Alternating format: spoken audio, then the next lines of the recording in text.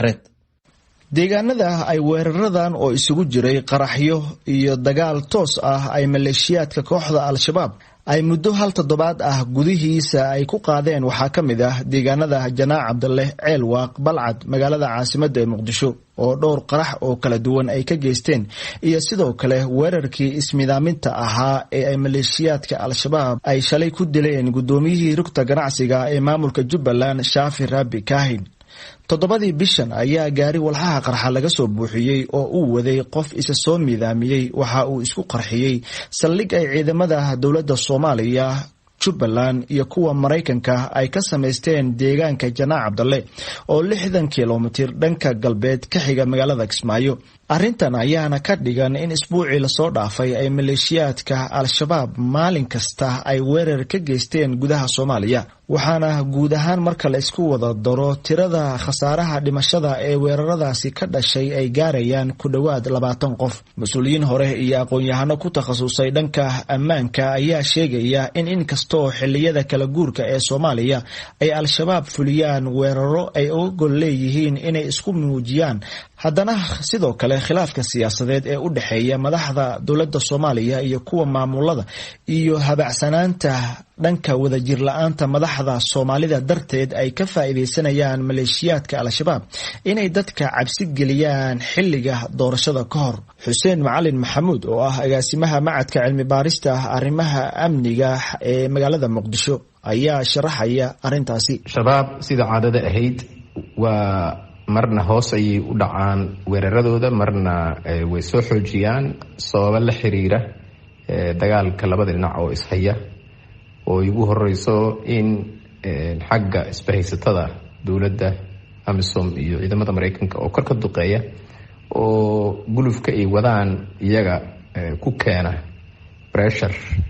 oo aysan howlahooda sidii caadiga ahayd aysan ugu wadan karin. sidoo kale waxaa suuragal ah in cimilada mararka isbedesho xilli roobaadyada in ay iyadana gaabis ama ay u suuragali weyso in ay howlahoodii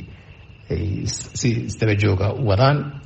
iyo iyadoo ay suuragal tahay in ay ka go'aan waxyaabo u asaasi ah dagaalka ay ku jiraan sida qalabka qaraxyada, rasaasta lagu dagaal tago iyo wixii lamid ah. marka saddexdaas waxyaabood ayaa marna ay helaan oo ay soo xoojiyaan fursadaheeda, marna fursadaheeda ay yaraataa. marka xilligan waxaan isleeyahay in ay tahay dowladdii Soomaaliya oo dhexdeeda uu ka jiro khilaaf siyaasi ah. howlgalladii laga filayay in ciidamada xoogga dalka Soomaaliya ay ku qaadaan fariisimaha kooxda al-shabaab ee gobolada dalka oo aad gaabis u ah iyo xafiisyadii qaabilsanaa dhanka ammaanka dowladda oo laga rabay inay amniga ku mashquulaan oo arrimo kale ku mashquulsan ayaa loo aaneynayaa habacsanaanta ku timid ammaanka goobaha ay maamusho dowladda iyo inay sii kordhaan weerarada ay kooxda al-shabaab ay ku qaadayso gobolada dalka, sida uu sharaxayo taliyihii hore ee hay'adda nabad sugidda qaranka Cabdiraxmaan Maxamuud Tuur Yare. oo markii qolo kasto 4 sano timaado markay fahanto inaysan soo noqon bay ka shaqeeyaan si ay fahankii ay fahmeen 4 sano horeysay aan loogu dilin qolo cusub oo kale inay timaado oo ayaduna hay'adaha amniga kala bedesha, talisada ciidamada kala bedesha, ka mashquusha arrimahaas ay horta ay maaragtaa ujeedadoodu marka waa in dowladda la bedelo. ujeedada labaad waa in dadka dowladda taageero oo madaxda iyo shacabkaba la niyad jibiyo,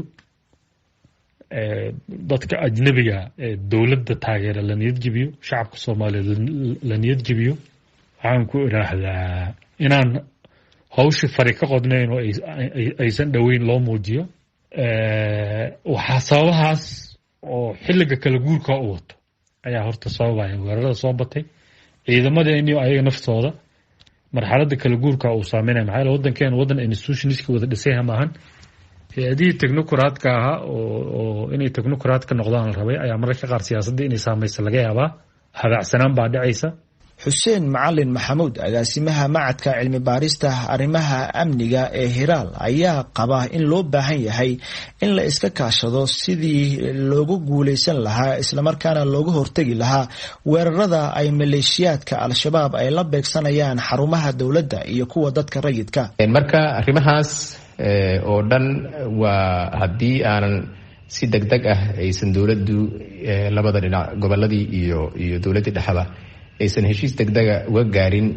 arrimaha doorashooyinka iyo arrimaha guud oo iskaashiga shabaab, waxaan isleeyahay in ay sii badan doonto weeraradan iyo qaraxyada iyo dadka shacabka oo dhibaatoobaya in bilaha soo socda, maadaama aan la isla soconin oo aan hal dhinac loo wada soconin,